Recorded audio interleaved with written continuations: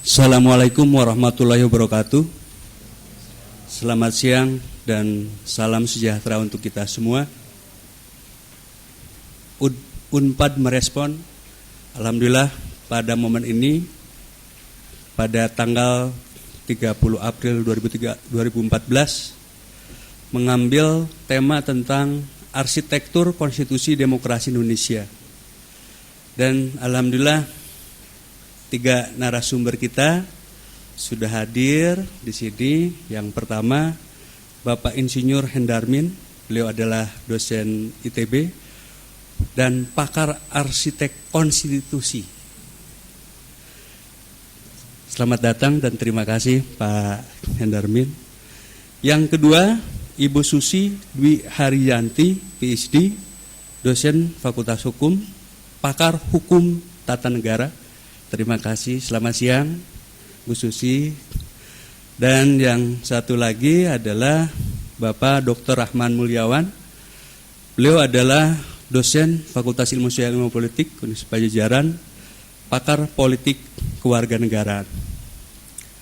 Kita akan mencermati arsitektur konstitusi demokrasi di Indonesia. Kalau kita lihat perjalanan konstitusi kita, ternyata terjadi berbagai dinamika, baik pada saat Orde Lamanya dengan undang-undang sementara dan RIS-nya, dan juga di Orde Barunya dengan dominasi peran eksekutif, dalam hal ini Presiden. Dan pada saat reformasi sudah terjadi amandemen yang keempat, dan juga ada wacana juga amandemen yang kelima. Ini dinamika konstitusi kita. Dan juga kita juga mengetahui sebentar lagi legislator akan disahkan, baik di level DPD, DPR pusat, provinsi dan kabupaten kota di Indonesia. Tentunya mereka perlu memahami tentang konstitusi. Yang perlu kita diskusikan yang pertama nih dari Pak Hendarmin, sebenarnya dengan perubahan amandemen yang keempat memiliki makna apa, Pak? Sampai terjadi 4 kali perubahan dari 1999, tahun 2000, 2001 dan 2002. Jadi sudah terjadi 12 tahun perubahan tersebut. Apa dari makna perubahan? Saya ingin tahu bagaimana pandangan pemikiran Pak Hendarmin. Saya persilakan. Assalamualaikum warahmatullahi wabarakatuh. Terima kasih atas kesempatan yang diberikan kepada saya.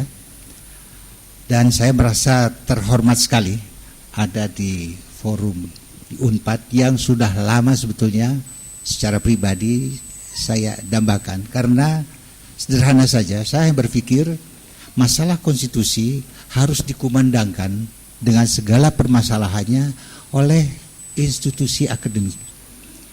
Kenapa?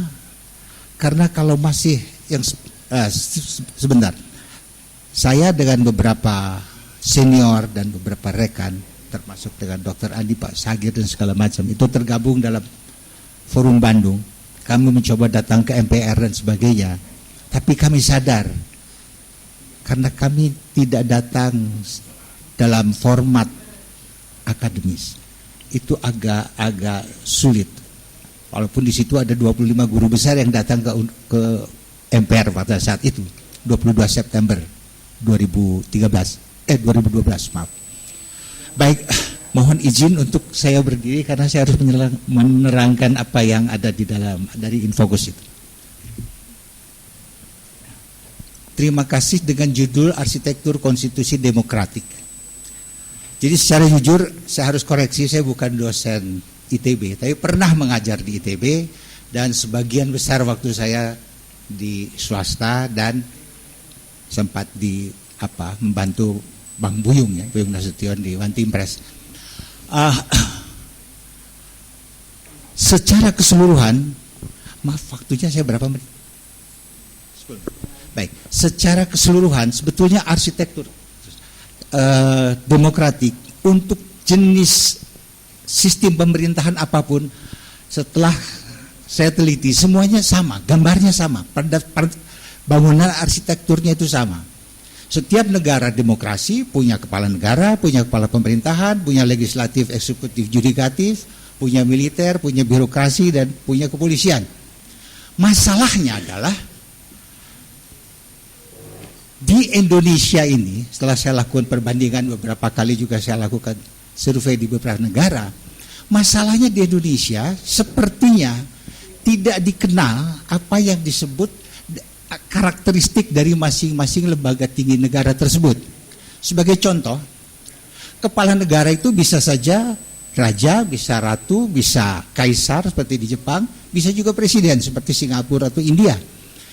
Raja di dalam atau kepala negara di dalam sistem demokrasi itu masuk di dalam kategori can do no wrong.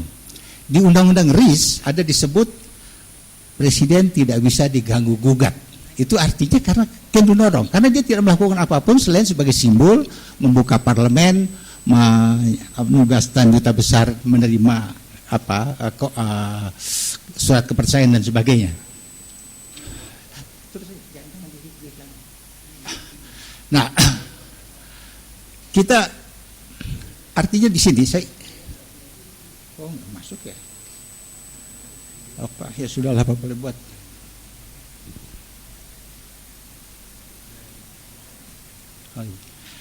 Jadi kalau dilihat di sini, legislatif, eksekutif, yudikatif itu masuk dalam wilayah might be wrong, bisa salah. Karena bisa salah, maka undang-undang pun bisa ada revisi, peraturan pemerintah bisa ada revisi, yudikatif pun bisa ada koreksi, banding, kasasi, dan seterusnya termasuk. Nah, ada kemudian disebut dengan wilayah karir. Wilayah karir itu birokrasi, kepolisian, dan angkatan perang itu adalah wilayah karir. Di situ tidak boleh sama sekali unsur politik masuk. Di kita ketahui sekda bisa jadi gubernur, sekda bisa jadi wali kota, dan seterusnya. Padahal sebetulnya tidak boleh, karena itu wilayah karir dan dibiayai oleh negara sudah. Lanjut. Kita lihat belum lama ini ada pemilihan umum. Dan pemilihan umum di semua negara kurang lebih sama. Bahwa ya kita harus bedakan antara warga negara dengan rakyat. Kita kadang-kadang mencampur adukan pengertian itu seakan-akan warga negara adalah rakyat. Tidak.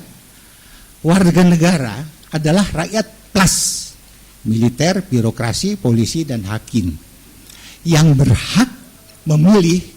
Semua warga negara itu berhak memilih, tetapi yang berhak dipilih itu hanya rakyat. Disitulah makna dari rakyat untuk oleh rakyat untuk rakyat bisa punya arti. Artinya, artinya kalau dilihat itu dari rakyat masuk ke pemilihan, kemudian yang terpilih itu masuk ke legislatif atau eksekutif atau sebagai presiden yang akan datang, yang kita akan alami. Di kita, ya saya tidak tahu, pengertian dipilih oleh rakyat itu punya makna juga lain. Artinya di situ ada etika publik yang harus dipahami bersama. Seseorang yang, jadi kembali ke yang tadi. Di dalam ini maaf ini kok nggak ada, ya sudahlah. Yang masuk di dalam legislatif, eksekutif, yudikatif itu wilayah bukan hanya might be wrong, tapi juga wilayah kepercayaan publik.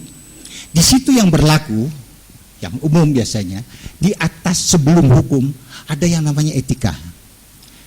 Artinya seseorang, masalahnya satu, di dalam legislatif dan eksekutif itu bukan urusan salah dan benar. Urusannya masih dipercaya atau kurang dipercaya atau diragukan. Seseorang yang di dalam legislatif, eksekutif, yudikatif kemudian menjadi permasalahan publik, otomatis dia harus mundur. Kalau tidak, publik akan menuntut mundur. Itu terjadi pada Tanaka. Perdana Menteri Tanaka ketika terjadi permasalahan dan dia tidak mundur, 1 tahun itu demo publik untuk meminta dia mundur.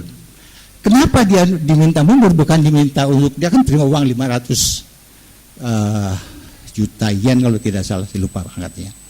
Kenapa dia diminta mundur? Karena wilayah kepercayaan publik tidak boleh cacat. Wilayah kepercayaan publik tidak boleh cacat.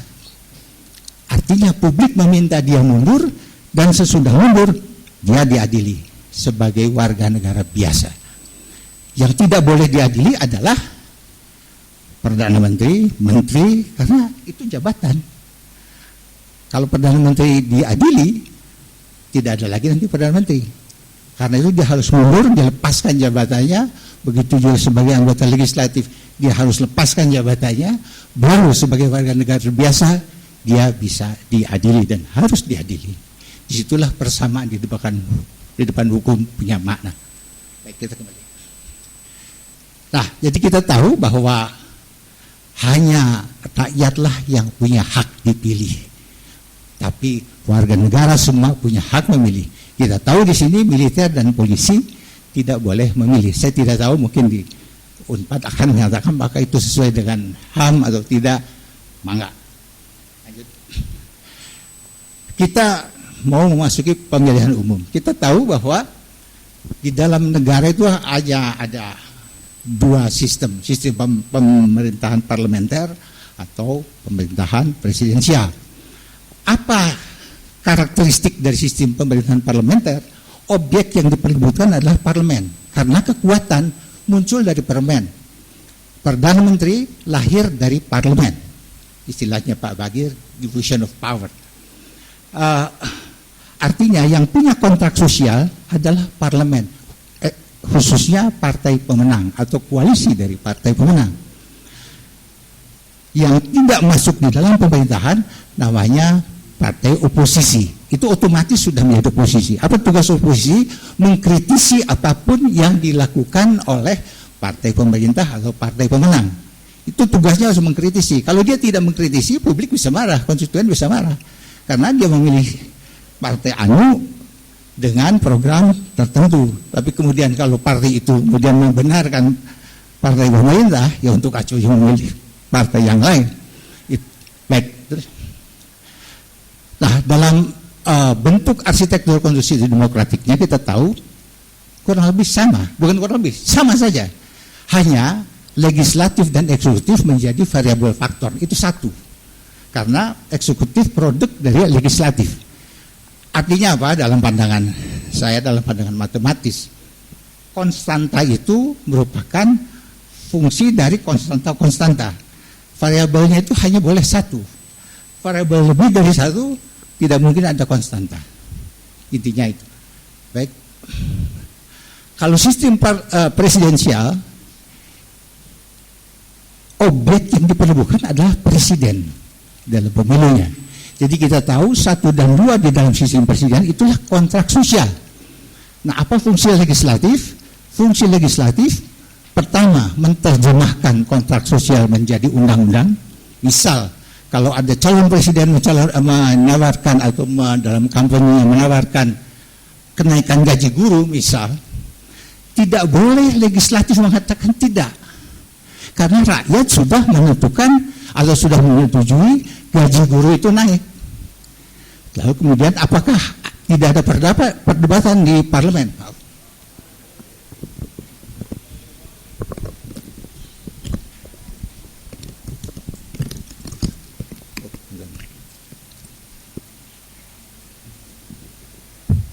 Perdebatan di parlemen ada dan harus pasti ada dan keras. Tapi perdebatannya bukan setuju dan tidak setuju kenaikan gaji guru, tetapi perdebatannya pada kapan kenaikan dilakukan, berapa besar kenaikan dilakukan, mengambil dari anggaran mana dan seterusnya dan seterusnya. Itu perdebatannya perdebatan pada program. Selain juga mengawasi apakah presiden terpilih itu mematuhi atau melaksanakan kontrak sosial. Baik, teruskan. Kita tahu dalam arsitektur konstitusi demokratiknya Faktor variabel hanya presiden dengan kabinetnya. Legislatif di dalam sistem presidensial itu konstanta. Karena itulah Amerika membuat yang namanya Senat 6 tahun, DPR 2 tahun, Presiden 4 tahun. Karena pemerintahan tidak boleh berhenti, dia harus terus. Jadi tidak ada, saya agak, ya nantilah terakhir. Artinya yang lain konstanta. Jadi presiden ganti, sistem pemerintahan tetap berjalan. Nah, apa yang terjadi di negeri kita ini? Amandemen keempat. Presiden dipilih setelah pemilihan legislatif. Ini barangkali yang membuat kita bisa lihat di dalam gambar menjadi tidak jelas sebetulnya calon-calon legislatif itu menawarkan apa. Kalau dia menawarkan sistem pemerintahan, yang melaksanakan nanti presiden.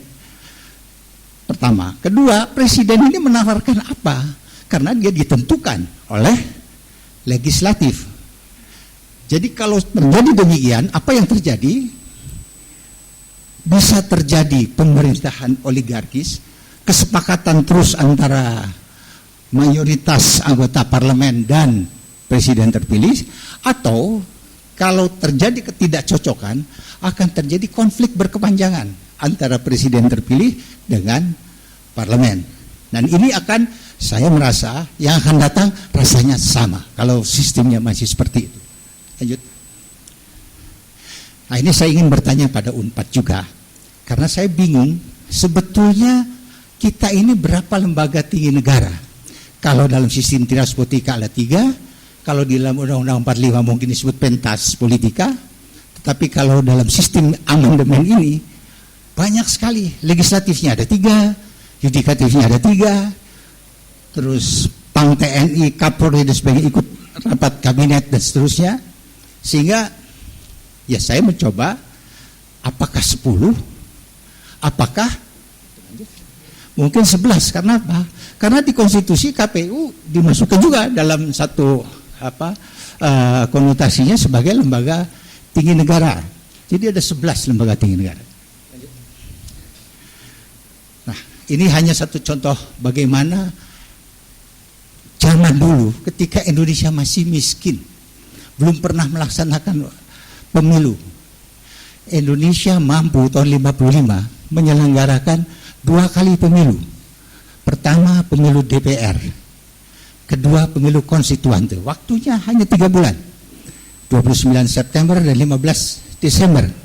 Dan tidak ribut, tidak ricuh, tidak ada colong-mencolong suara, dan diakui oleh PBB sebagai salah satu pemilu yang jujur dan baik. Kemudian kita lihat di tahun 57 ada pemilu yang namanya pemilu DPRD, DPRD provinsi. Itu tidak sekaligus karena tidak semua siap.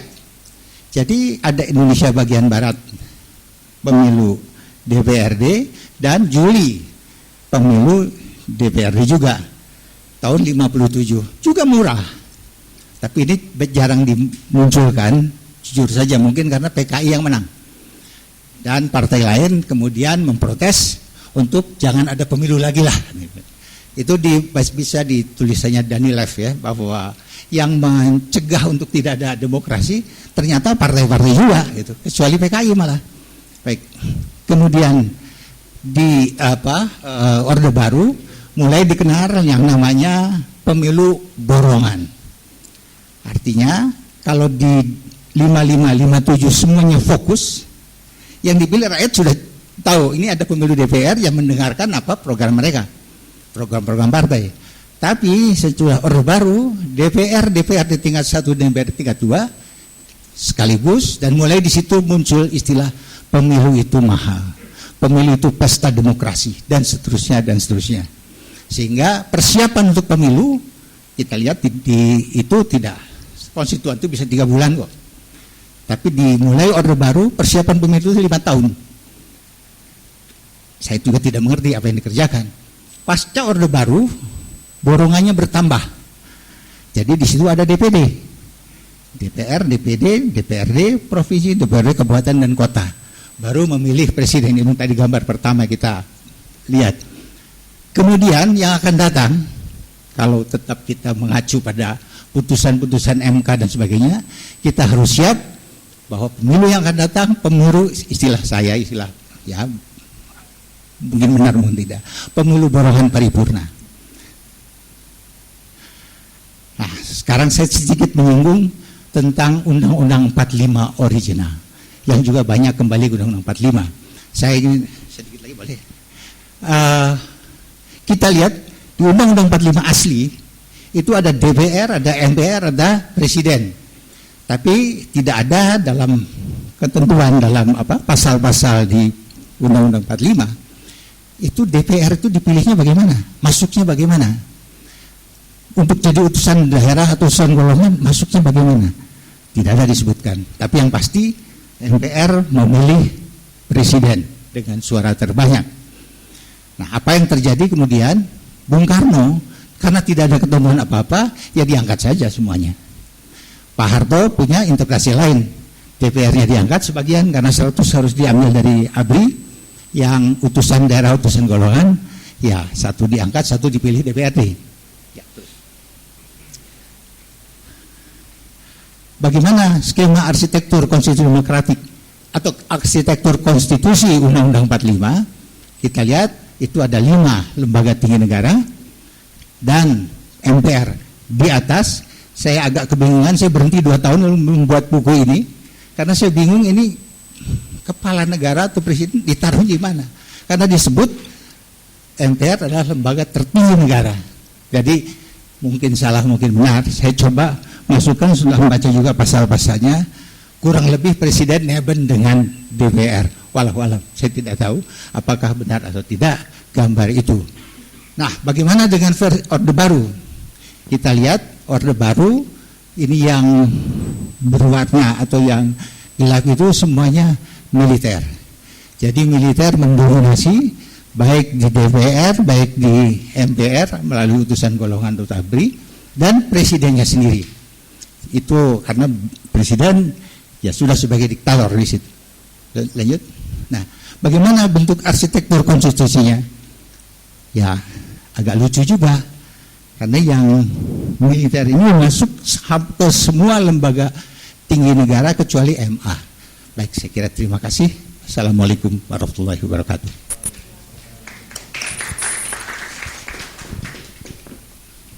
Ya, terima kasih Pak Hendarmin yang sudah menyampaikan pemikirannya tentang arsitek konstitusi demokratik kita dengan melihat dari sebelum reformasi dan juga dalam kaitannya dengan amandemen yang memberikan keragaman kelembagaan di level pusat, termasuk juga dalam kaitannya dengan konsep warga negara dan rakyat yang tadi juga disampaikan juga memiliki perbedaan makna.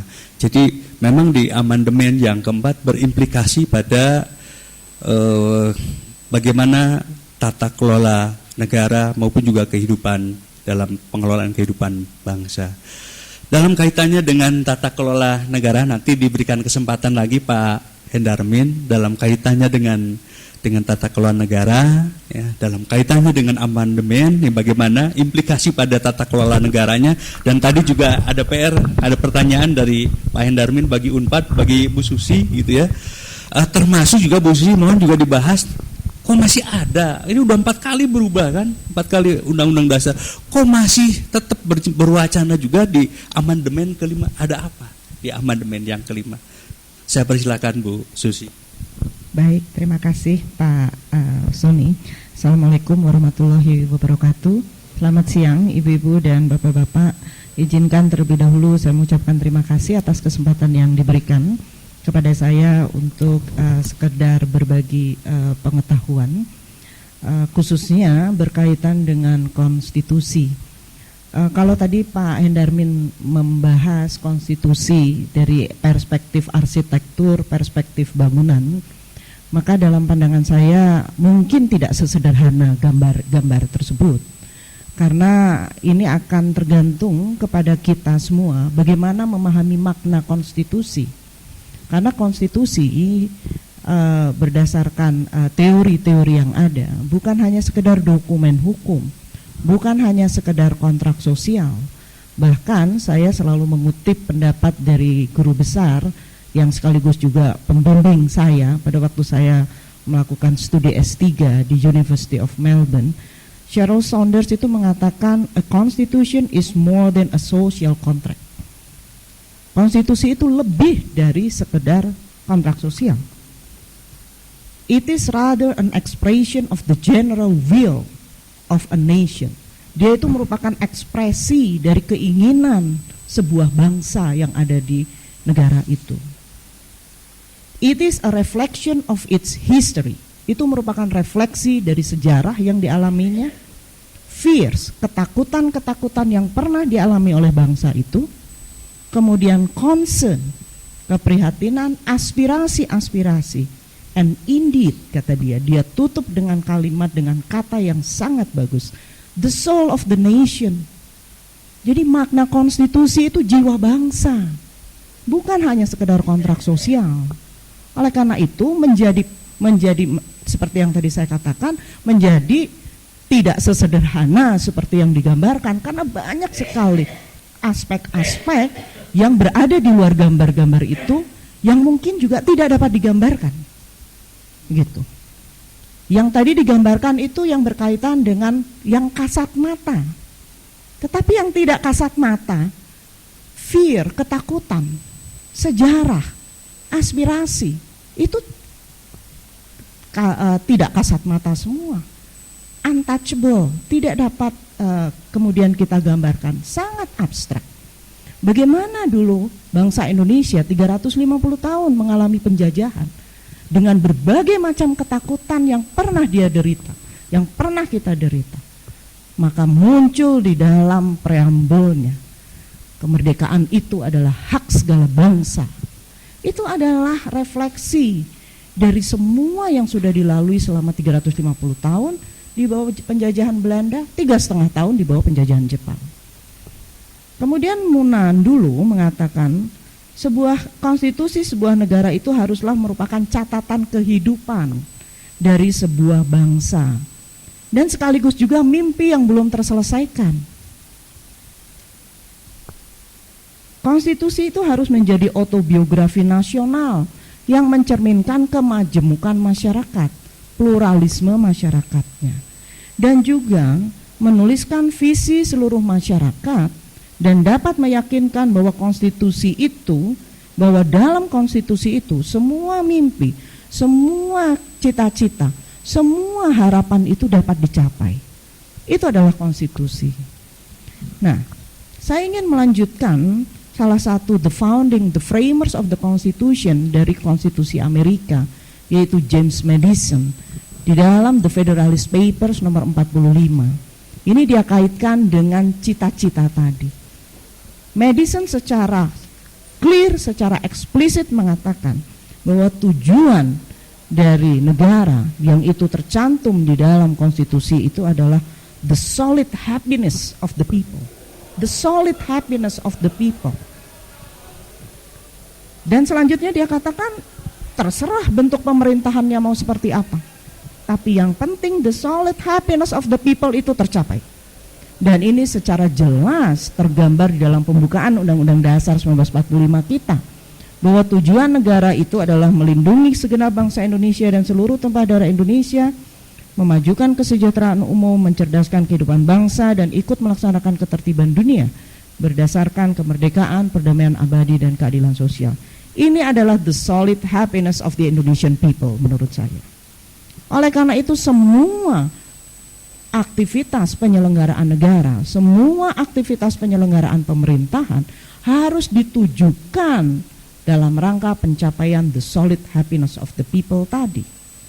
Oleh karena itu, di dalam paparan saya, dalam bayangan saya yang bukan orang arsitektur, bangunan konstitusi demokratis itu sangat terpengaruh atau isu-isu yang berkaitan dengan bangunan konstitusi demokratis itu, berkaitan dengan makna dan pengertian konstitusi, kemudian berkaitan dengan pembentukan konstitusi itu sendiri, ataupun kalaupun tidak pembentukan, bagaimana perubahannya, bagaimana kemudian aktualisasi konstitusi itu, dan yang tidak kalah penting adalah materi muatan konstitusi. Jadi bangunan konstitusi demokratik itu menurut saya akan terpengaruh oleh keempat hal ini. Bagaimana? Yang pertama, sekarang kita lihat makna dan pengertian konstitusi. Tadi saya sudah sampaikan bahwa konstitusi itu lebih dari sekedar kontrak sosial, lebih dari sekedar dokumen hukum. Casey Ware di dalam bukunya ini memberikan pengertian konstitusi dalam arti luas dan konstitusi dalam arti sempit. Konstitusi dalam arti sempit itu hanya menunjuk pada dokumen, satu dokumen seperti yang kita miliki, Undang-Undang Dasar 1945. Inggris itu bukan negara yang mempunyai konstitusi yang terdokumentasi, tapi dia bukan juga negara yang tidak demokratik. Inggris itu adalah constitutional democratic state, meskipun dia tidak punya konstitusi yang terdokumentasi. Oleh karena itu saya masukkan di sini, ketika kita mengartikan konstitusi itu bukan hanya semata-mata dokumen yang tertulis, tetapi juga termasuk aturan-aturan yang tidak tertulis. Termasuk di situ praktek-praktek ketatanegaraan dan kebiasaan-kebiasaan ketatanegaraan. Israel juga tidak punya dokumen konstitusi seperti yang kita miliki. Kemudian juga beberapa negara lain. Joseph Raz di dalam salah satu tulisannya itu mengklasifikasikan ini saya baru membaca ini, yaitu thick and thin version of the Constitution. Jadi ada konstitusi dalam arti kalau secara literal kita terjemahkan konstitusi yang tipis dan konstitusi yang gemuk gitu ya. Kalau literal terjemahan literalnya, apa sih yang dimaksud oleh Raz sebagai konstitusi yang tipis itu? Yaitu konstitusi di mana di dalamnya diatur susunan organisasi negara. Tetapi ketika bicara mengenai konstitusi yang dalam arti gemuk tadi, itu bukan hanya semata-mata aturan yang mengatur organisasi negara, tetapi termasuk juga mekanisme-mekanisme yang tersedia untuk menjamin bahwa konstitusi itu dapat berjalan dengan baik. Saya akan lanjutkan, ada makna lain yang disampaikan oleh Donald Horowitz. Dia katakan konstitusi itu punya dua karakter utama, yaitu mechanical and ideological aspirational. Dia disebut mekanik karena konstitusi itu mengatur organ-organ, alat kelengkapan negara, cara bekerja organ dan lain sebagainya. Sedangkan karakter aspirasi ideologi itu menunjukkan bahwa konstitusi itu memuat tujuan-tujuan bersama yang hendak dicapai oleh bangsa itu. Jadi itu sifatnya tadi yang dikatakan oleh Saunders gitu ya, bahwa dia memuat aspirasi-aspirasi. Kemudian kita akan masuk pada isu yang kedua, yaitu kalau bagaimana caranya kita mengatakan bahwa konstitusi itu demokratis atau tidak demokratis. Sekarang kita mulai masuk pada pembentukan konstitusi, constitution making. Kita akan lihat bagaimana constitution making di Undang-Undang Dasar 1945 yang belum perubahan dan yang setelah perubahan. Jadi ini ada berbagai macam teori mengenai constitution making. Dan praktek Afrika Selatan itu dianggap sebagai salah satu praktek yang paling berhasil untuk membentuk satu konstitusi yang demokratis gitu. Jadi dia bagi menjadi beberapa tahapan, pembentukannya itu dibagi menjadi beberapa tahapan. Nah, pembentukan konstitusi demokratis pada masa sekarang itu beranjak dari approach new constitutionalism. Konstitusionalisme baru.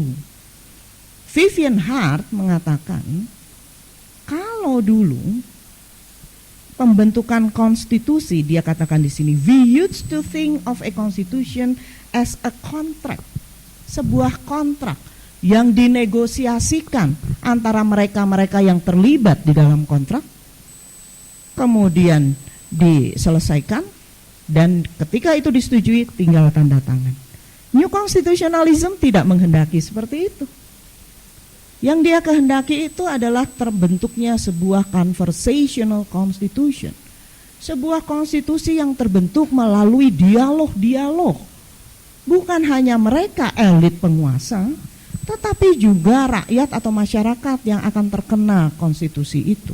Itu yang dikatakan sebagai conversational constitution gitu ya. Nah, dengan demikian Ibu dan Bapak, proses itu menjadi penting bagi kita. Bukan hanya sekedar hasil akhir sudah terbentuk konstitusi yang disetujui oleh badan pembentuk undang-undang dasar misalnya. Bukan hanya sekedar itu. Proses matters kalau kita katakan secara singkat. Proses itu menjadi penting. Apalagi ketika kita bicara soal legitimasi dan lain sebagainya. Proses itu sangat penting. Ibu dan Bapak, mengapa Amerika Serikat, Australia, untuk proses perubahan undang-undang dasar itu membutuhkan Australia misalnya referendum. Kemudian Amerika membutuhkan ratifikasi negara bagian. Karena ingin melibatkan semaksimal mungkin rakyat. Jadi final say-nya itu ada di rakyat. Apakah mereka setuju perubahan atau tidak begitu. Dan referendum itu merupakan salah satu bentuk dari demokrasi langsung gitu. Nah, dengan demikian saat sekarang ada beberapa prinsip yang biasanya digunakan ketika satu konstitusi itu hendak dibentuk. Prinsip yang pertama adalah partisipasi masyarakat atau public participation. Kemudian yang kedua inclusiveness and representation, termasuk di dalamnya keterwakilan perempuan. Kemudian yang ketiga transparansi, dan yang keempat itu adalah national ownership. Jadi konstitusi nanti yang dihasilkan itu adalah konstitusi yang dimiliki oleh semua orang yang ada di negara itu. Dan itu akan meningkatkan degree of ownership, itu menjadi penting gitu. Karena nanti kita akan bicara mengenai budaya konstitusi pada akhirnya. Sekarang kita beranjak kepada materi muatan. Casey-Ward mengatakan di dalam bukunya, tidak ada satupun konstitusi, model konstitusi yang applicable untuk negara lain. Masing-masing negara punya materi muatan sendiri, masing-masing negara lah yang akan memutuskan materi-materi apa yang akan saya masukkan di dalam konstitusi itu. Jadi kalau misalkan tadi Pak Endarmin bingung, apakah misalkan masih ada lembaga tinggi sudah tidak ada lagi Pak sekarang. Istilah lembaga tinggi dan tertinggi itu sudah tidak ada lagi. Kalau kita mau berangkat pada pendekatan fungsi, maka kelembagaan negara itu, kalau saya termasuk orang yang tidak sependapat bahwa semua lembaga yang ada di dalam Undang-Undang Dasar itu merupakan alat kelengkapan negara. Bagi saya, yang merupakan alat-alat kelengkapan negara itu adalah lembaga-lembaga negara yang melaksanakan fungsi ketatanegaraan. Jadi saya menggunakan pendekatan fungsi sebagaimana diperkenalkan oleh Profesor Bagir. Beliau membagi kelembagaan negara itu menjadi beberapa. Yang pertama adalah lembaga-lembaga negara yang melaksanakan fungsi ketatanegaraan yang secara tradisional itu menunjuk pada legislatif, eksekutif, judikatif, dan juga termasuk MPR. Kemudian yang kedua yaitu lembaga-lembaga negara yang hanya mempunyai fungsi administrasi. Bank sentral itu diatur di dalam Undang-Undang Dasar, tapi fungsinya bukan fungsi ketatanegaraan. Fungsinya itu fungsi administrasi. Komisi Pemilihan Umum meskipun diatur di dalam Undang-Undang Dasar, dia bukan alat kelengkapan negara. Dia adalah lembaga yang melaksanakan fungsi administrasi. Dengan demikian kalau kita bicara mengenai bangunan hierarki, kalaupun kita masih mau membentuk hierarki itu, maka menurut saya seharusnya lembaga-lembaga negara yang melaksanakan fungsi ketatanegaraan itulah yang berada pada hierarki yang paling atas. Kemudian yang ketiga adalah lembaga-lembaga yang fungsinya membantu, mendukung alat-alat kelengkapan negara. Nah, disinilah misalnya komisi-komisi negara itu kita masukkan pada lembaga-lembaga yang berfungsi sebagai pendukung, gitu. KPK bagi saya, meskipun seperti itu kewenangannya, tetap dia bukan alat kelengkapan negara. Kedudukannya akan berbeda. Komisi yudisial meskipun diatur di dalam bab mengenai kekuasaan kehakiman, dia bukanlah badan yang melaksanakan kekuasaan kehakiman. Itu adalah salah satu kesalahan terbesar menurut saya dari para perubah Undang-Undang Dasar. memasukkan komisi yudisial di dalam bab mengenai kekuasaan kehakiman. Karena kalau kita berangkat dari pengertian kekuasaan kehakiman itu adalah badan yang memeriksa, memutus perkara. Itu adalah pengertian kekuasaan kehakiman gitu. Saya sendiri tidak tahu bagaimana komisi yudisial bisa masuk ke bab kekuasaan kehakiman. Tapi yang jelas Pak Endarmin, komisi yudisial yang sekarang kita miliki itu adalah the unfinished story. Satu komisi yudisial yang belum selesai itu tiba-tiba dimasukkan. Jadi sebetulnya konsepnya, desainnya tidak seperti yang sekarang gitu. Bahkan sebetulnya komisi yudisial kalau kita lihat dari fungsinya itu kan dia merupakan derivatif saja dari DPR. Karena pada akhirnya DPR yang memilih, atau DPR yang akan menentukan seseorang itu menjadi hakim agung atau bukan, atau tidak gitu. Nah, jadi kembali kepada materi muatan itu harus disesuaikan dengan tujuan negara. Dan saya kutip pendapat Pak Bagir yang disampaikan pada saat beliau mengucapkan pidato Purna Bakti. Beliau mengatakan bahwa Undang-Undang Dasar 1945 itu harus menjadi konstitusi sosial. Artinya dia mengatur hak-hak rakyat dan juga kepentingan rakyat di luar politik, yaitu hak atas kesejahteraan, kemakmuran, dan keadilan sosial. Jadi kalau kita bicara nanti pada penutup saya akan singgung juga, ketika akan ada perubahan kelima, janganlah hanya sekedar menjadikan Undang-Undang Dasar sebagai konstitusi politik. Kita akan mengakomodasi berbagai kepentingan politik, selalu seperti itu. Maka tujuan the solid happiness of the people tadi akan sangat sulit tercapai. Yang keempat, ini kita bicara mengenai aktualisasi Undang-Undang Dasar atau aktualisasi konstitusi. Kita bicara mengenai the living constitution, bagaimana suatu konstitusi yang hidup. Tetapi the living constitution itu, bahkan Pak Bagir sendiri di dalam salah satu makalah, tidak selalu berarti konstitusi yang hidup di masyarakat. Karena the living constitution itu menghidupkan satu konstitusi itu bisa dilakukan di luar cara-cara di luar konstitusi. Gitu. Nah, ketika kita bicara mengenai the living constitution, maka mau tidak mau kita akan bicara mengenai peran hakim di sini. Bagaimana hakim mengaktualisasikan ketentuan-ketentuan konstitusi. Inilah salah satu kelemahan mendasar kita, yaitu yang selalu kita katakan bahwa konstitusi itu hanya sebagai dasar hukum tata negara. Dan ini yang kritikan saya juga terhadap pendidikan tinggi hukum di Indonesia. Memahami konstitusi itu di kalangan kami ini di Fakultas Hukum, bahkan di Fakultas Hukum Unpad, memahami konstitusi, memahami undang-undang dasar itu adalah urusan dosen-dosen hukum tata negara, urusan mahasiswa-mahasiswa yang mengambil PK Hukum Tata Negara. Itu adalah kesalahan terbesar. Kalau kita berangkat dari pengalaman Amerika, Australia, mereka yang masuk ke Fakultas Hukum ketika hari pertama yang mereka pelajari apa? Konstitusi. Semuanya berangkat case-case yang diputuskan oleh Mahkamah Agungnya itu berangkatnya dari konstitusi. Dengan demikian, konstitusi atau Undang-Undang Dasar 1945 bukan hanya sebagai dasar hukum tata negara, tetapi juga menjadi dasar-dasar hukum bagi yang lainnya, termasuk perekonomian.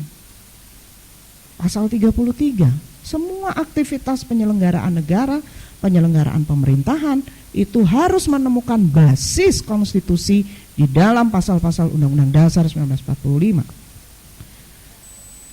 Misalnya, mengapa perlu peran hakim di sini? Saya beri contoh sedikit saja.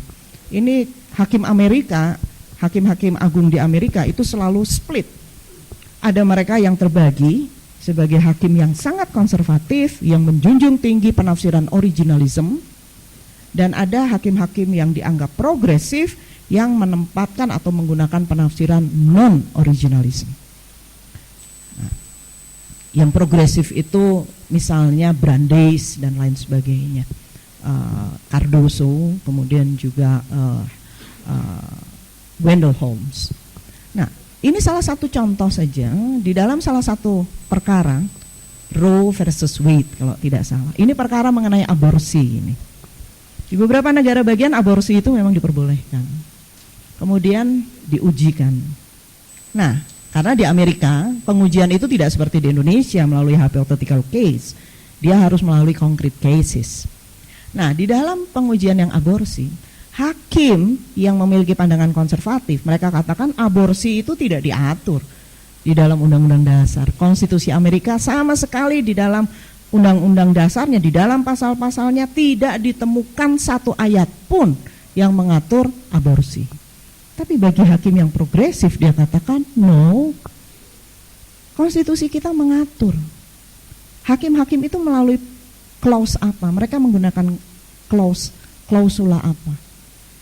Klausula hak privacy. Privacy right. Mereka masuknya lewat privacy right. Karena menurut mereka hak-hak reproduksi itu berkaitan dengan privacy. Nah, jadi ini yang saya katakan betapa pentingnya seorang hakim gitu ya. Itu adalah hakim yang pintar. Hakim itu harus pintar. Oleh karena itu di Jepang, kemudian juga di beberapa negara lain, ketika ada pendidikan hakim, jaksa, pengacara, maka lulusan terbaik itu selalu menjadi hakim. Selalu masuk ke hakim. Itu lulusan terbaik. Nah, ini kita bicara mengenai rekrutmen.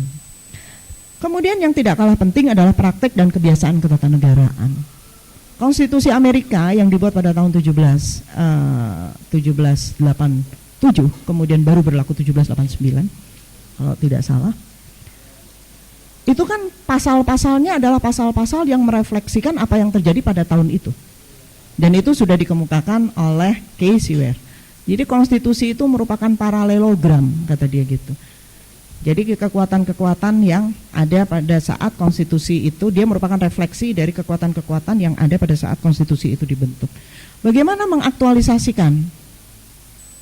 Tidak hanya melalui peran hakim, tetapi juga melalui praktek dan kebiasaan ketatanegaraan. Konstitusi Amerika hanya mengatakan di dalam salah satu pasalnya bahwa ketika presiden menominasikan beberapa pejabat publik, misalnya duta besar, menteri, dia harus memperoleh konfirmasi dari Senat. Nah, Senat sendiri kemudian mengembangkan itu di dalam praktek ketatanegaraan yang disebut dengan istilah senatorial courtesy. Jadi misalnya Obama akan menominasikan John Kerry sebagai menteri luar negeri. Dia akan tanya kepada Senat, dan Senat mengembangkan mekanismenya. Senat akan bertanya kepada anggota Senat yang berasal dari negara bagian yang sama dengan John Kerry. Itu yang dikatakan sebagai senatorial courtesy. Kalau anggota Senat dari negara bagian itu mengatakan yes, maka Senat akan mengikuti. Itu praktek ketatanegaraan yang kemudian berkembang menjadi kebiasaan ketatanegaraan. Dengan demikian, aktualisasi Undang-Undang Dasar di negara-negara lain tidak melulu sangat tergantung pada bunyi yang ada di dalam Undang-Undang Dasar. Jadi mereka mengembangkannya dengan berbagai macam cara. Yang tidak kalah penting adalah budaya konstitusi atau constitutional culture. Jadi budaya-budaya konstitusi apa yang ada di dalam Undang-Undang Dasar tersebut. Ketika dibuat Undang-Undang Dasar yang baru, ketika diubah, itu para perubahnya itu memperkenalkan budaya apa. Konstitusi Australia itu menganut atau mengatur mengenai referendum, dan itu dianggap mengenalkan budaya konstitusi Swiss, karena Swiss mengenal referendum, gitu. Kemudian budaya berkonstitusi, constitutionalist culture. Saya membedakan antara budaya konstitusi dan budaya berkonstitusi. Mungkin beberapa ahli tidak sepakat dengan itu, semuanya sama, tapi bagi saya ada perbedaan-perbedaan. Budaya berkonstitusi misalnya, budaya berkonstitusi itu tidak hanya harus dilakukan oleh masyarakat awam, tetapi juga terutama oleh para penyelenggara negara. Karena kita ingat dulu di dalam bunyi penjelasan, yang penting itu adalah semangat penyelenggara negara.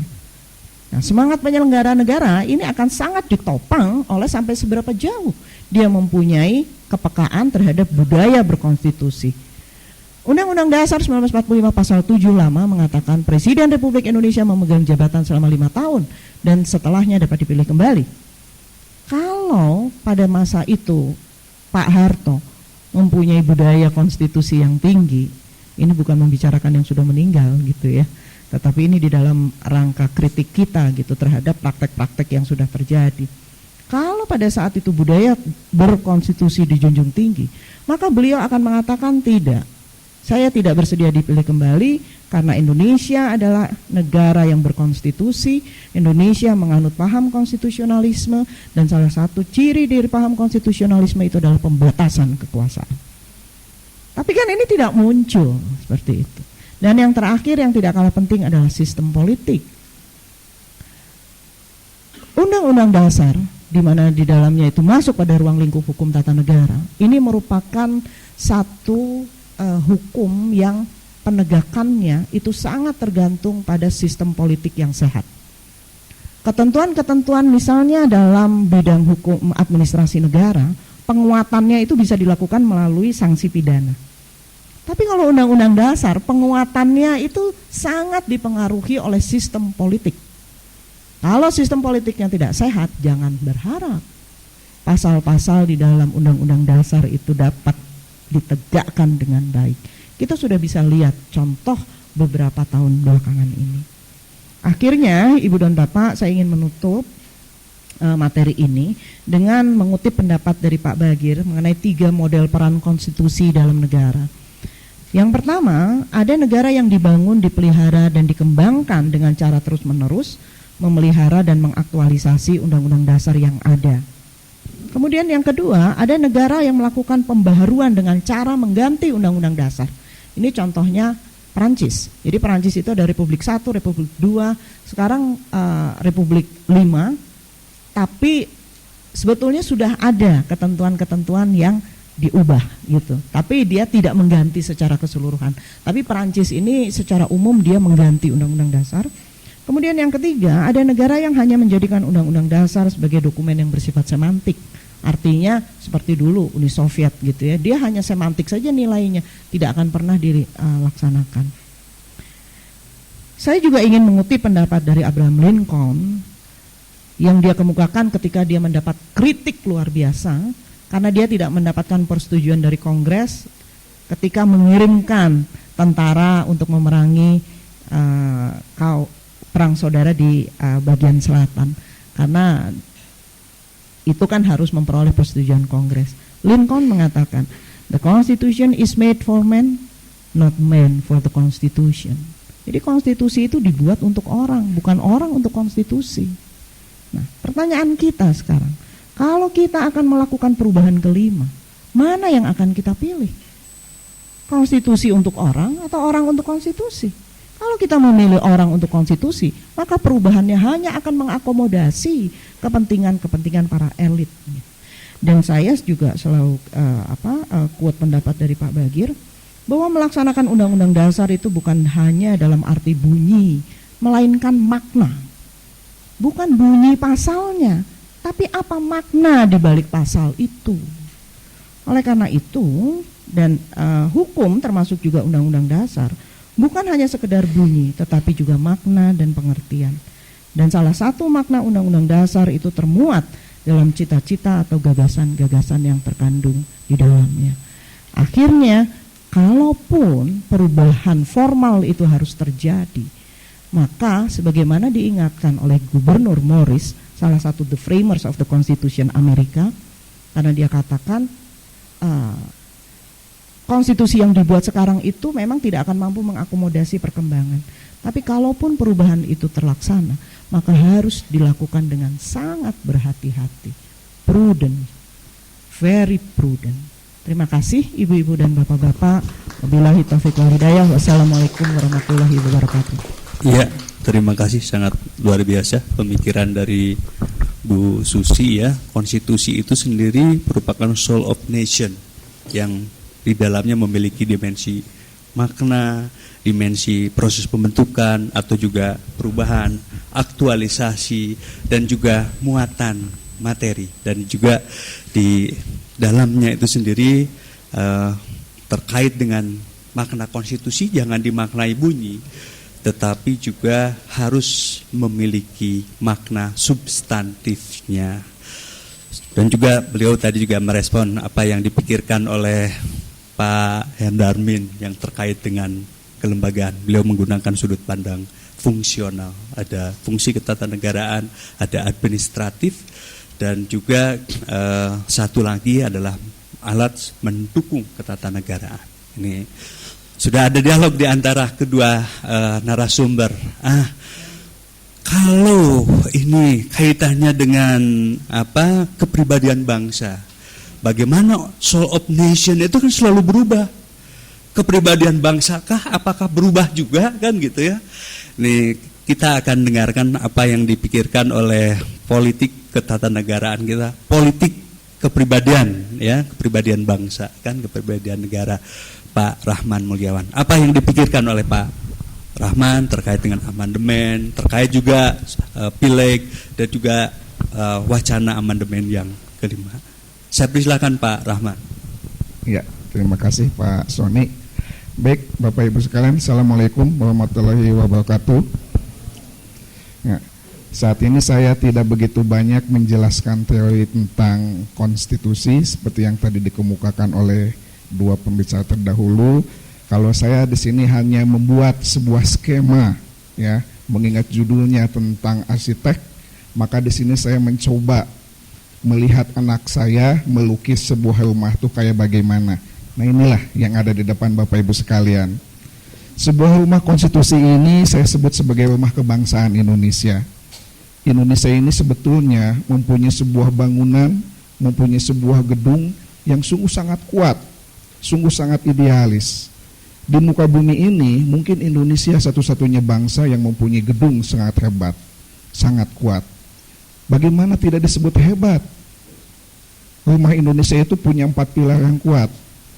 Pilar Bhinneka Tunggal Ika, pilar Pancasila, pilar UUD 45, dan Negara Kesatuan Republik Indonesia. 4 pilar ini sudah sangat hebat. Apalagi di dalamnya terdapat sebuah hall, terdapat sebuah ruangan yang bernuansa kepada wawasan Nusantara. Di dalamnya itu heterogenitas etnis, budaya, bangsa, bahasa, dan lain sebagainya ada di dalamnya. Dinding-dindingnya yang ada memagai pilar tadi itu menguatkan tentang kekuatan ketahanan nasional. Bagaimana hebatnya bangunan Indonesia ini? Landasannya jelas, musyawarah dan gotong royong. Fondasinya nasionalisme. Nasionalisme yang dibentuk di Indonesia ini berlandaskan kepada pendidikan, kepada budi pekerti, dan agama. Jadi kalau fondasi sebuah bangunan itu sudah sangat kuat, maka otomatis gedung yang ada di atasnya pun akan semakin kuat. Di atasnya pun ada atapnya. Atap di Indonesia itu adalah pluralisme. Ini sekali lagi bahwasanya Indonesia ini mempunyai sebuah gedung, mempunyai sebuah bangunan yang sangat kuat, yang sangat kokoh. Suatu hal yang sangat impossible. Apabila ada suatu goncangan, gempa bumi, angin topan dan sebagainya, bumi Indonesia itu bisa runtuh. Tapi aneh bin ajaib, ketika Indonesia mulai ngutak-ngatik satu tiang, yaitu tiang pilar UUD 1945 yang berkaitan dengan konstitusi, mengapa 3 pilar lain-lainnya jadi ikut-ikutan goyah? Kalau seorang arsitek yang baik seperti Pak Hendarmin, tentu ketika ngutak-ngatik satu pilar, 3 pilar yang lainnya itu ditahan heula supaya tidak ikut jatuh. Tapi arsitek Indonesia yang ada di lembaga legislatif ketika ngutak-ngatik konstitusi pilar yang satu, lupa menyangga 3 pilar yang lain. Bisa kebayangkan bagaimana hasilnya? Ibu Susi tadi sudah mengungkapkan bahwa konstitusi baik ada ataupun dirubah tujuannya tetap sama, kesejahteraan sosial, ya, kesejahteraan sosial dengan kenyamanan, perdamaian abadi dan lain sebagainya. Nah, ketika kita sedang mencoba adanya sebuah perubahan, maka gedung ini tercipta dikarenakan arsitek konstitusi di Indonesia lalai. Yang tadi kata Ibu Susi katakan semantik konstitusi itu. Buat apa dibuat konstitusi? Mestinya konstitusi itu adalah untuk rakyat. Ya, dibangun itu demi kesejahteraan rakyat, keamanan dan lain sebagainya. Bisa kita bayangkan ketika pilar konstitusi diutak-atik, pilar yang lain lupa disanggah, maka yang terjadi adalah seperti yang ada di hadapan Bapak Ibu, rumah yang begitu kuat, yang begitu impossible, mungkin akan runtuh. Inilah hasilnya. Yang terjadi saat ini, atapnya sudah mulai menghilang. Atapnya itu konflik dan arogansi kepentingan. Atap bangunan Indonesia saat ini lambat laun menghilang. Otomatis bagaimana sebuah rumah kalau tidak ada atap? Maka maka pilar yang ada di dalamnya, kehujanan, kepanasan, keanginan dan sebagainya, lambat laun mutu tiang-tiang tadi mulai melemah. Hall yang berisi berbagai macam heterogenitas bangsa mulai keganggu. Gangguan itu menghasilkan pilar yang ke-1 mulai bergoyah. Bhinneka Tunggal Ika yang semestinya menjadi salah satu penyangga utama berubah menjadi pilar tentang konflik. Konflik di Indonesia sudah sangat jelas, ada 2, konflik vertikal dan konflik horizontal. Konflik vertikal antara pemerintah dengan rakyatnya. Buat apa ada konstitusi? Konstitusi itu supaya tidak terjadi konflik, adanya konflik dari pemerintah dengan yang dikuasai. Konflik horizontal, sesama anggota masyarakat atau yang lainnya, agama A dengan agama B, suku A dengan suku B, bangsa A dengan bangsa B. Pilar Bhinneka Tunggal Ika mulai goyah. Kegoyahan ini jelas akan merembet kepada pilar yang sebelahnya, Negara Kesatuan Republik Indonesia. Bisa kita bayangkan, the founding fathers kita menginginkan bahwa bangsa Indonesia itu adalah bangsa yang bersatu. Sila yang ketiga Pancasila, Persatuan Indonesia. Tapi dikarenakan kesalahan di dalam mengkoreksi, di dalam membangun pilar konstitusi, beberapa pilar lainnya ikut jatuh. Namun kita pun tidak boleh lupa penyebab utama mengapa pilar UUD 45 atau pilar konstitusi ini diutak-atik sehubungan pilar yang ke-1 yang paling utama di Indonesia di dalam gedung ini adalah ideologi. Diutak-atiknya ideologi Pancasila, tidak dilaksanakannya nilai-nilai ideologi Pancasila. Maka elit-elit politik, elit-elit pemerintah yang mengabaikan nilai-nilai Pancasila itu menjadikan nilai-nilai Pancasila menjadi nilai-nilai yang ketinggalan zaman dan digantikan dengan nilai liberalisme. Kalau ideologinya sudah liberalisme, otomatis ketika ngutak-ngatik konstitusi, maka konstitusinya juga tidak lagi demokrasi Pancasila, tapi sudah menjelma menjadi demokrasi liberalisme. Jadi gedung yang sangat kuat, yang sangat hebat, hanya dikarenakan oleh meninggalkan nilai-nilai Pancasila dan kemudian menjadikan UUD 45 menjadi sesuatu yang tidak lagi menjadi alat untuk menciptakan masyarakat Indonesia yang aman, tertib dan lain sebagainya, menjadikan 4 pilar lainnya lambat laun runtuh.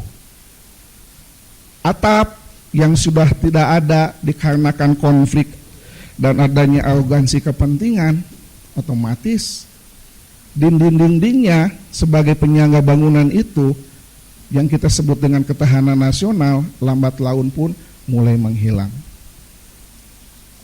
Roboh. Kita tinggal tunggu tanggal waktunya, kita tunggu tanggal mainnya. Kapan bangunan Indonesia ini runtuh? Apakah perlu kita membangun dari nol lagi? Yang namanya fondasi di Indonesia sudah diabaikan. Fondasi Indonesia itu sekali lagi nasionalisme. Tapi amat disayangkan pembangunan nasionalisme, pembangunan karakter bangsa itu juga sudah salah kaprah. Nasionalisme dibentuk salah satunya oleh pendidikan. Pendidikan sudah sangat jelas menciptakan manusia yang menguasai 3 kecerdasan.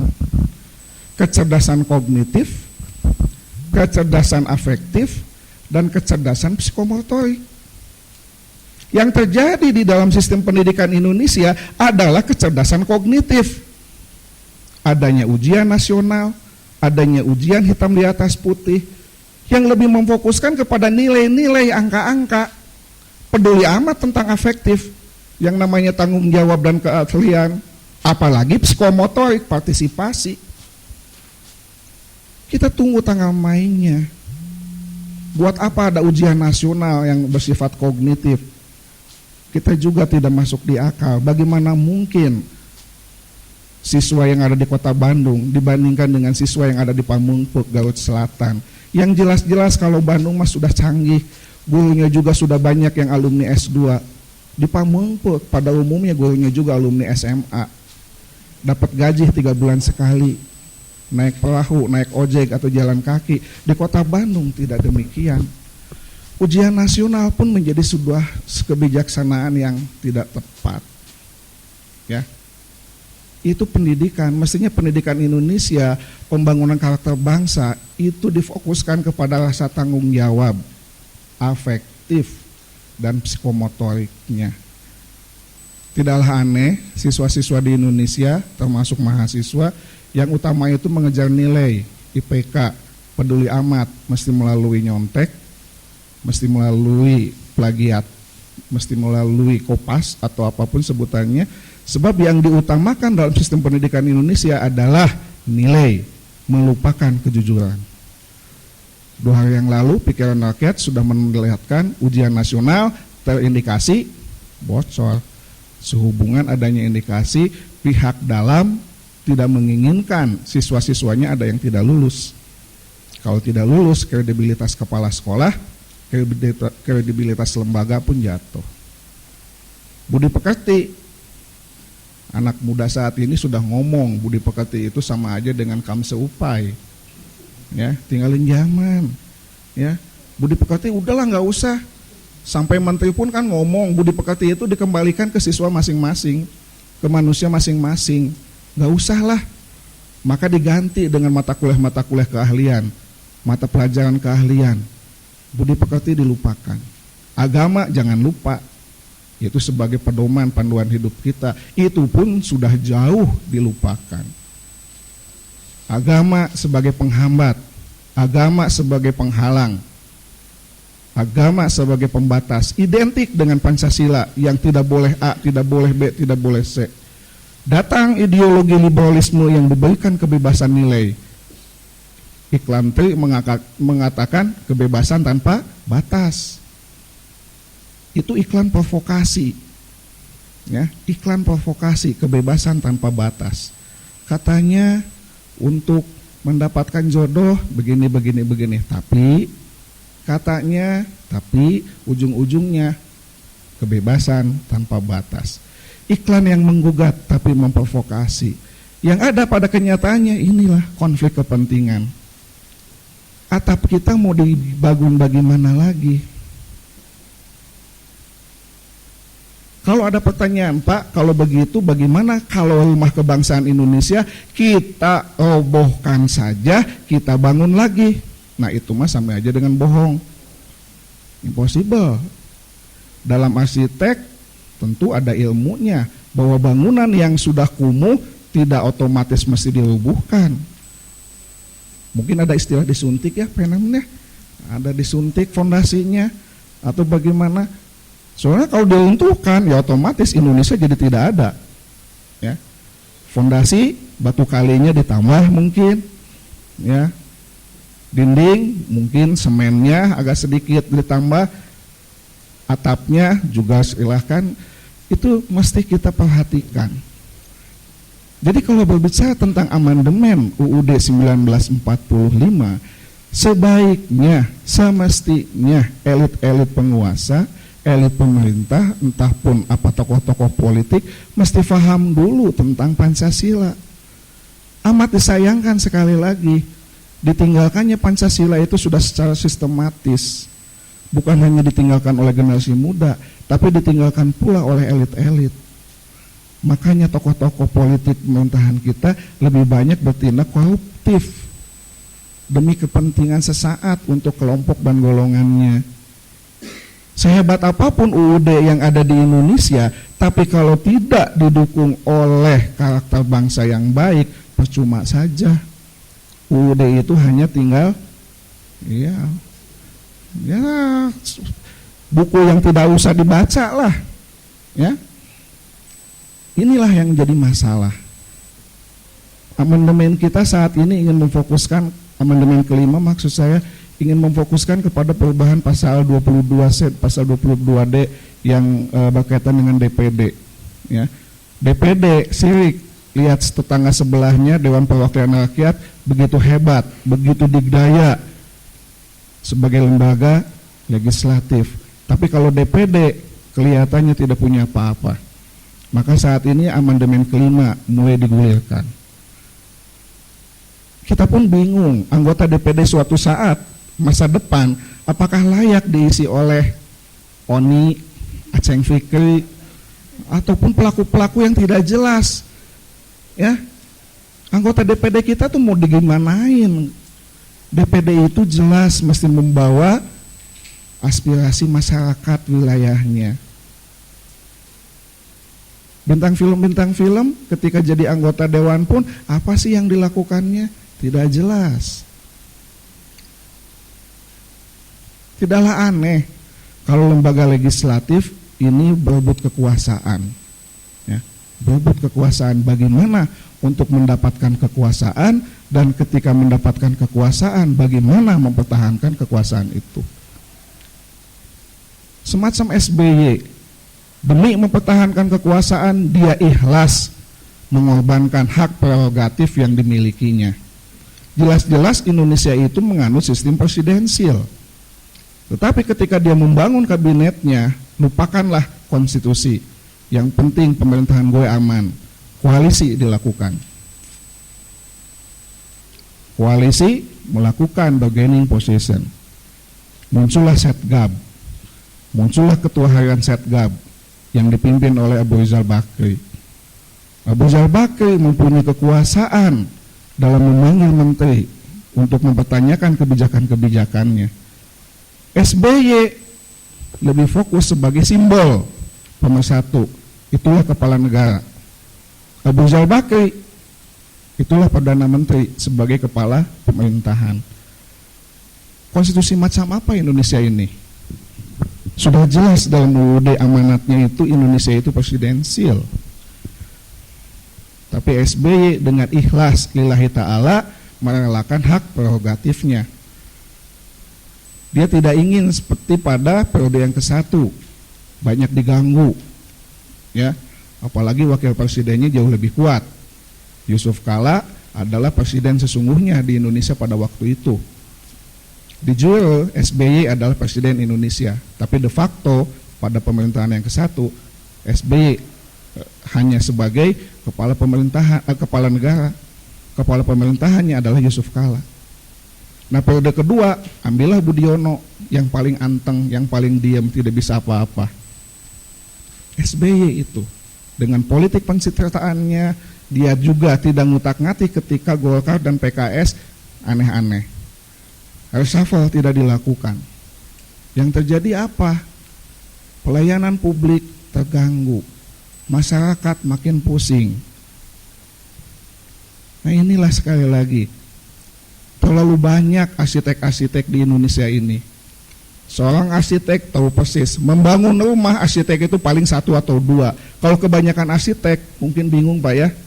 Yang satu ingin plafonnya begini, yang satu ingin begini dan lain sebagainya. Arsitek itu mesti paham apa yang akan dibangunnya.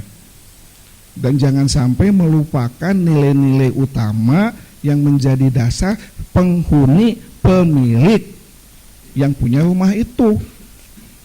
Amat disayangkan sekali lagi Indonesia mengabaikan nilai-nilai Pancasila Dan sekali lagi, kita pun saat ini mesti prihatin mengingat Pancasila sudah mulai dilupakan oleh generasi muda dan tokoh-tokoh politik pemerintahan Indonesia.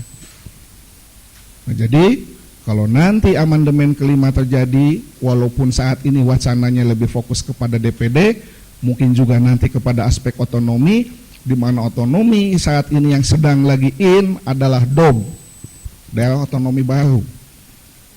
Ya, bagaimana pemisahan wilayah satu menjadi wilayah yang lain, daerah otonom satu, daerah otonom yang lain. Yang sudah kita ketahui itu lebih banyak pembagian kue kekuasaan. Bagaimana mungkin ada sebuah kabupaten yang potensi sumber daya alam, sumber daya manusia, potensinya juga minim-minim, tapi dikembangkan menjadi kabupaten atau kota. Kita lihat 3 tahun yang akan datang, maksud saya kabupaten yang paling selatan di Indonesia, Pangandaran. Saya geleng-geleng kepala, bagaimana mungkin Pangandaran bisa menjadi sebuah kabupaten? Potensinya apa sih? Yang kita kenal kan Pantai Pangandaran doang. Sumber daya manusianya belum kelihatan. Sumber daya alamnya apa? Perkebunan biasa. Untuk menjelma menjadi daerah otonom yang berkualitas dibutuhkan bukan hanya dengan hal-hal yang sudah diketahui oleh masyarakat umum, tetapi aspek keuangan, aspek kepemimpinan, aspek sumber daya manusia, hubungan pusat pemerintah daerah, bagaimana mengalokasikan dana alokasi umum, dana alokasi khusus, ya, dana perimbangan dan lain sebagainya. Nah, jadi saat ini yang namanya konstitusi terlalu banyak diselewengkan. Pasal-pasal yang ada di dalam konstitusi banyak dimultitafsirkan. Contoh yang paling gampang, pasal yang berkaitan tentang ekonomi. Bahwa ekonomi itu disusun berdasarkan asas kekeluargaan. Asas kekeluargaan itu yang bagaimana penjelasannya? Kalau ada penjelasannya mungkin akan sangat jelas. Kalau ada ujung-ujungnya seperti pengelolaan koperasi, mungkin jelas asas kekeluargaan itu apa. Yang ada saat ini asas kekeluargaan ditafsirkan sebagai nepotisme, sebagai keluarga. Maka kekuatan ekonomi fokus kepada dinasti ekonomi, pihak-pihak yang punya modal kuat. Maka tidaklah salah sila yang kelima bukan lagi keadilan sosial bagi seluruh rakyat Indonesia. Yang ada adalah keadilan sosial bagi pemilik modal. Manusia-manusia lainnya tidak mempunyai peluang untuk mendapatkan rasa keadilan. Nah, jadi ujung-ujungnya tayangan yang keempat, inilah hasil Indonesia saat ini. Ya, seperti sebuah meja yang 4 kakinya sudah rusak. Untuk sekian kalinya saya ucapkan, saya katakan, kita tunggu tanggal mainnya. Kapan meja ini rusak, ambles? Tugas kita bersama, bukan tugas saya sebagai dosen, bukan tugas pimpinan yang ada di lembaga pendidikan, bukan tugas wartawan, bukan tugas anggota dewan, bukan tugas pegawai biasa, pokoknya semuanya ikut bertanggung jawab supaya bangunan ini tetap kokoh. Sekali lagi, konstitusi Indonesia perlu dikokohkan kembali. Yang paling utama pengokohannya adalah melalui Pancasila. Itulah yang bisa saya sampaikan. Terima kasih. Assalamualaikum Waalaikumsalam warahmatullahi wabarakatuh. Pak Rahman menyampaikan banyak persoalan-persoalan yang berkembang dalam kehidupan bangsa dan negara ini yang tidak sesuai dengan kepribadian bangsa yang termuat di dalam nilai-nilai Pancasila. Menarik untuk diskusi lebih lanjut, tapi kalau biasanya diskusi itu sendiri sulit untuk membendung dari sisi waktu, maka kita juga buatkan melalui diskusi yang lain, ya. Tapi apa yang kita pikirkan, yang para pakar tadi, Pak Endarmin, Bu Susi, Pak Rahman itu sendiri pikirkan dalam kaitannya dengan arsitektur konstitusi demokrasi Indonesia, sebenarnya kalau kita berbicara menjadi bekal untuk calon-calon legislator yang sebentar lagi ditetapkan, terus juga siap yang manggung untuk menjadi presiden ke depan yang tanggal 9 Juli itu akan ditetapkan. Tadi sebetulnya dari pemikiran Bu Susi, dari pemikiran Pak Hendarmin dan pemikiran Pak Rahman itu sendiri bisa kita konstruksikan bahwa konstitusi itu menjadi soul of nation. Tadi bukan sekedar kontrak sosial, bukan sekedar dokumen, tapi menjadi soul of nation yang memiliki makna proses pembentukan dan perubahan, aktualisasinya, dan juga memiliki muatan materi yang harus dikonstruksikan itu.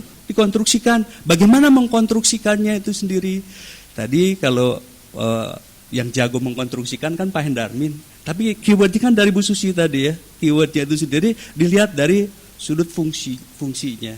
Dari ada fungsi ketatanegaraannya, ya, ada fungsi administratifnya, ada fungsi melengkapi ketatanegaraannya.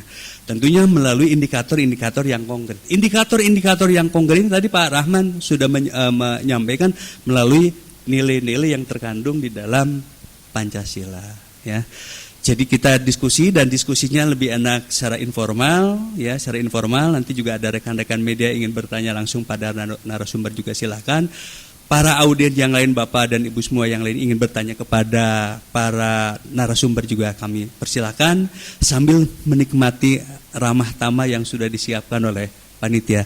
Kita kasih aplaus untuk para narasumber, Pak Hendarmin, Bu Susi, Pak Rahman. Kita tutup bersama dengan Assalamualaikum warahmatullahi wabarakatuh.